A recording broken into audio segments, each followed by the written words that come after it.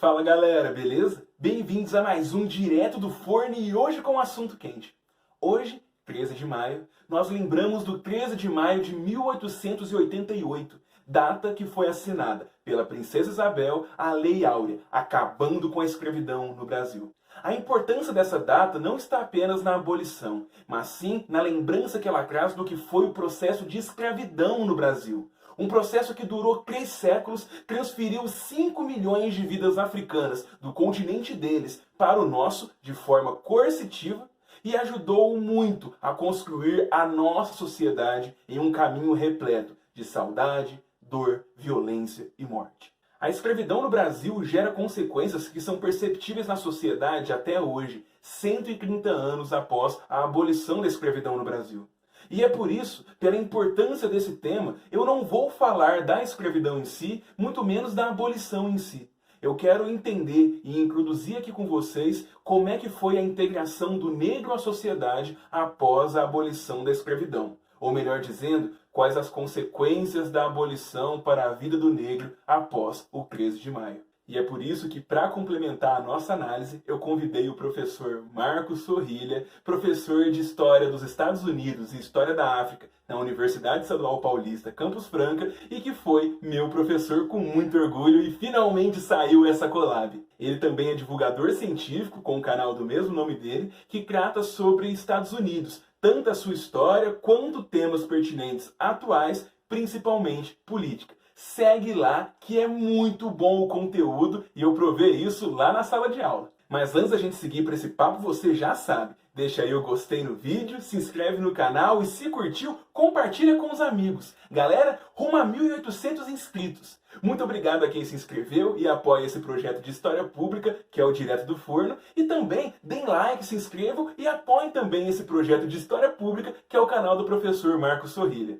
Não se esqueçam também que a gente deixa aqui na descrição as referências que a gente usa para cada vídeo e também as minhas redes sociais, que eu uso principalmente o Instagram para fazer conteúdos diários sobre história e política. Segue lá e segue o professor Marcos Sorrilha também, que eu vou deixar na descrição. Chega de papo furado, vamos logo para o vídeo. A escravidão nos Estados Unidos não foi brincadeira.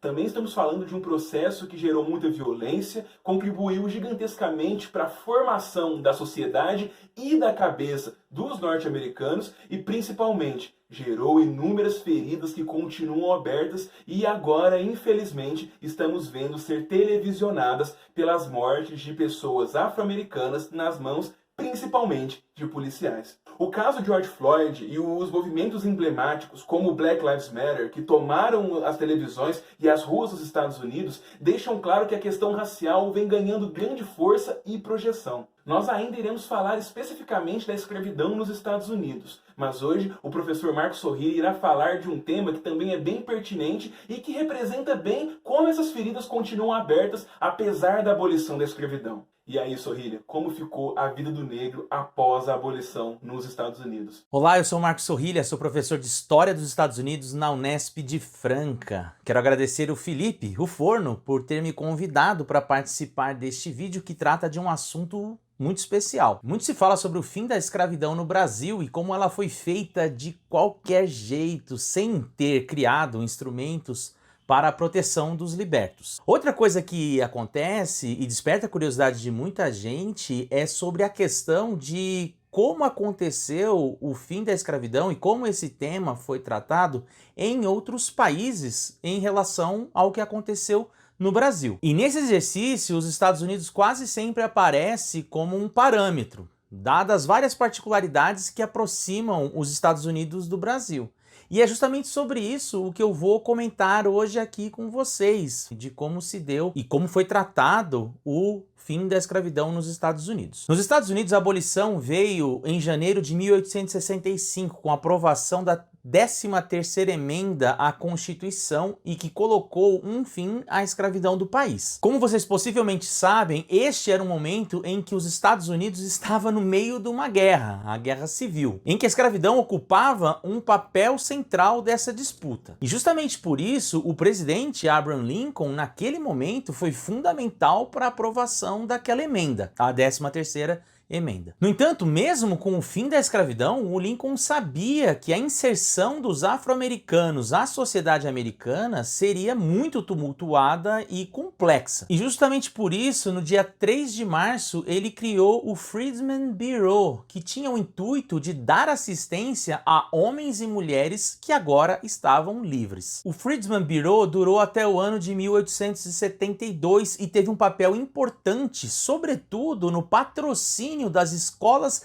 dedicadas à alfabetização de negros e ao pagamento de professores que deixaram o norte com o intuito de educar libertos no sul. Bom, mas nem tudo foram flores, muito pelo contrário. Com o fim da Guerra Civil em abril de 1865 e o assassinato de Lincoln dias depois, o plano de reconstrução do sul sofreria ataques de políticos conservadores com a conivência do novo presidente da República, o Andrew Johnson. Johnson era um democrata sulista e por conta disso ele foi contrário ao plano de reconstrução proposto pelos republicanos radicais no Congresso, que previam, entre outras coisas, a distribuição de parte das terras de seus antigos senhores aos ex-escravos. E com isso uma verdadeira guerra foi declarada entre o presidente e o Congresso e acabaria apenas com o processo de impeachment de Johnson em 1868. Enquanto isso, no Sul, por parte de alguns fazendeiros e em represália à atuação dos republicanos radicais, começaram a surgir milícias, grupos paramilitares que se negavam a aceitar a 13ª emenda. Entre essas milícias, a mais famosa foi a Ku Klux Klan. E como o Sul, naquele momento, se recusava a aceitar essa nova realidade, em 1868, o Congresso aprovou um plano de reconstrução daquela região, que previa, inclusive, a intervenção militar dos estados sulistas e a indicação de governadores biônicos. E assim, aproveitando a sua maioria no Congresso e contrários a este cenário que se desenhava de resistência no Sul, os republicanos do Norte aprovaram mais 2 emendas à Constituição, a 14ª e a 15ª, estendendo agora a cidadania a todos libertos e garantindo o direito ao voto a todos os homens maiores de 21 anos de idade, independente de sua cor. E para garantir tais direitos, inclusive o de se realizarem manifestações públicas e o uso de instrumentos de percussão em festejos étnicos, o Exército Nacional patrulhava as ruas do Sul e perseguia as milícias. No entanto, o efeito colateral dessa ação foi o surgimento de um sentimento sulista de perseguição e ressentimento, personificados por políticos que se autoproclamavam redentores e que pertenciam ao Partido Democrata, antigo bastião da escravidão no Sul. Com isso, por conta da força desses políticos, as denúncias de corrupção e o alto custo do projeto, que aumentou a insatisfação dos pagadores de impostos do Norte, a reconstrução chegou ao seu fim em 1877. E com isso não demoraria para que os estados sulistas recobrassem a autonomia para criar leis segregacionistas, que dividiam negros e brancos em espaços públicos e autorizavam, inclusive, o linchamento de afro-americanos e limitavam o seu acesso ao voto. Essas são as famosas leis Jim Crow e que durariam até o ano de 1964 com a aprovação do Civil Rights. Agora, é importante frisar que mesmo com o resultado adverso que a gente viu no final do processo, o período da reconstrução foi muito importante para dar acesso aos ex-escravos à educação. E com isso criou um grupo de intelectuais e políticos negros que, mesmo com o avanço da segregação nas décadas posteriores, seguiriam com cargos e influência junto ao governo federal. Vale lembrar que durante esses quase 10 anos de reconstrução, 6 deputados, 1 senador e 1 governador, todos negros, foram eleitos pelo voto popular. Bom, minha participação era essa. Eu espero que vocês tenham gostado e um grande abraço a todos vocês e mais uma vez, muito obrigado, Forno. Tchau, tchau. Eu que agradeço e volte mais vezes. Mas voltando aqui para o Brasil, a fala do professor deixou uma coisa que provavelmente chamou a atenção de vocês. o tanto que existiu um aparato legislativo para impedir a integração do negro à sociedade americana. E que talvez vocês possam achar que foi muito violento. E pior, achar que o Brasil está na vantagem porque nós tivemos uma integração mais bonitinha com os africanos aqui na nossa terra. E galera, não pode ter interpretação mais errada. Vamos começar com o 13 de maio.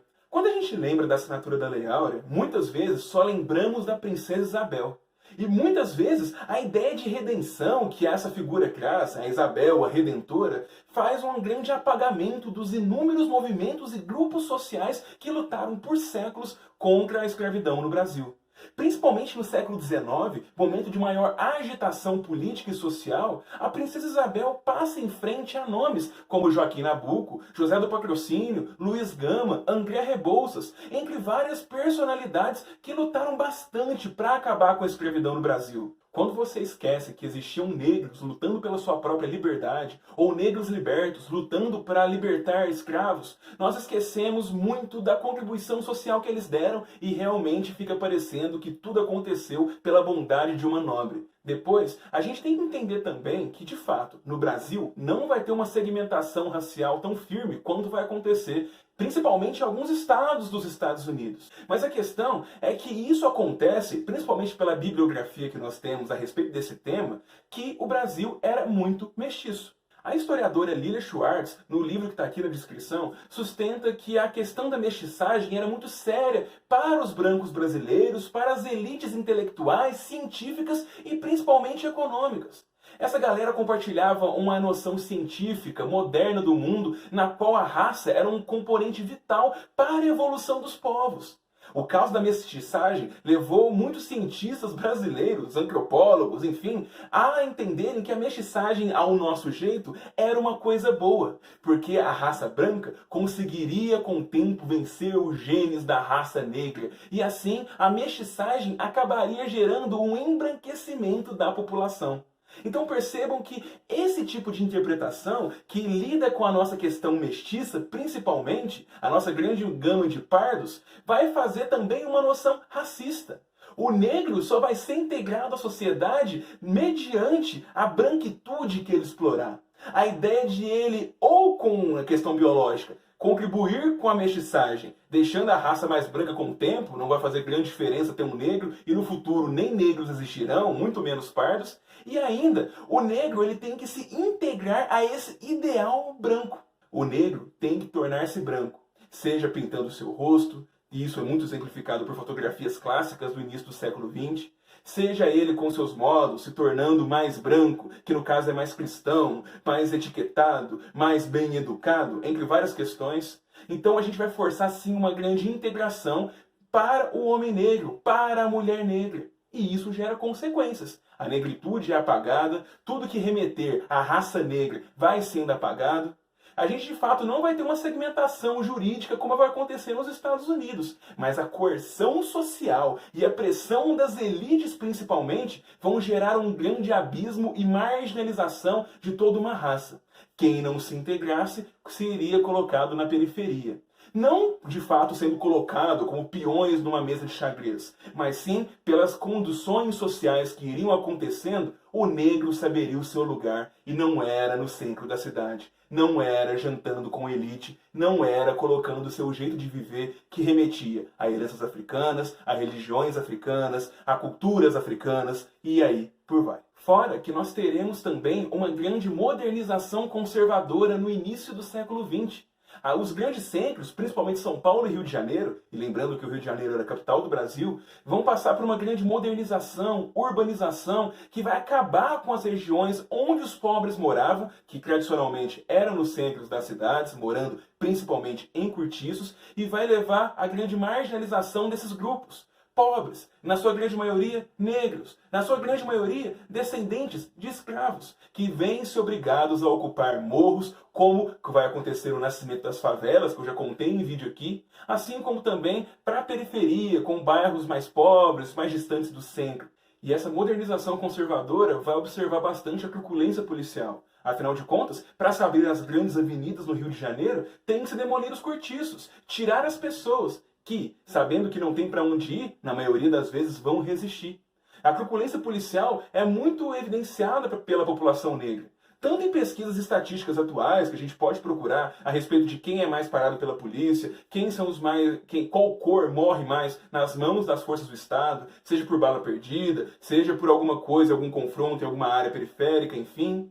E essa questão da polícia sendo a arma de disciplinação social que acontece, de colocar o negro na posição dele, tirar dos grandes projetos que estavam acontecendo pelas elites, nós vamos ter a presença disso no Código Penal. O primeiro que a República vai fazer, por exemplo, que é o Código Penal de 1890, que proíbe o espiritismo, entendido ali também como espiritualismo das religiões africanas, o curandeirismo, muito em voga pelas religiões africanas terem lugares de cura, principalmente quando você não consegue um médico por não ter dinheiro ou por não ser aceito nessas camadas que podem ter acesso a médico. Assim como também vamos ter leis explícitas que falam da proibição da capoeiragem, assim como também a lei da vadiagem, que vai fazer o favor de catar todo mundo que não tem uma ocupação, que esteja vagueando pela cidade, vagabundeando, fazendo coisas que não são direitas, não são disciplinativas, e aí vai levar para as cadeias. Então, é bem interessante que também vamos ter legislações que, se a gente observar na prática, quem vai ser atingido vão ser essas mesmas populações periféricas que têm cor e que estão em determinados lugares das cidades. E ainda tem muito assunto que eu não falei, como a proibição de casamentos interraciais em alguns estados, a propaganda eugenista que acontecia também em grande imprensa e também que vendia muitos livros. São muitos assuntos que vocês quiserem, eu posso trazer aqui no futuro. Mas o ponto, galera, é que nós não vamos ter uma integração do negro após a abolição. Essa data, o 13 de maio, que simboliza a liberdade do escravo, ela não vem acompanhada de um aparato social que fizesse com que o negro fosse integrado, que o negro tivesse algum lugar. E é isso, galera. Espero que tenham gostado do vídeo de hoje. Foi um vídeo um pouco mais longo, mas com bastante conteúdo. Espero que gostem. E lembrem-se sempre que o 13 de maio não é apenas uma data. Ele é uma grande oportunidade de reflexão sobre raça no Brasil, raça nos Estados Unidos e para a gente entender bem as particularidades e as consequências de um processo que foi tão doloroso por tanto tempo e para tantos. Bem, galera, vejo vocês na segunda-feira com mais um Direto do Forno e o professor Sorrilha com seus 2 vídeos semanais esperam vocês também lá no canal dele. Nos sigam e, bem, até o nosso próximo vídeo.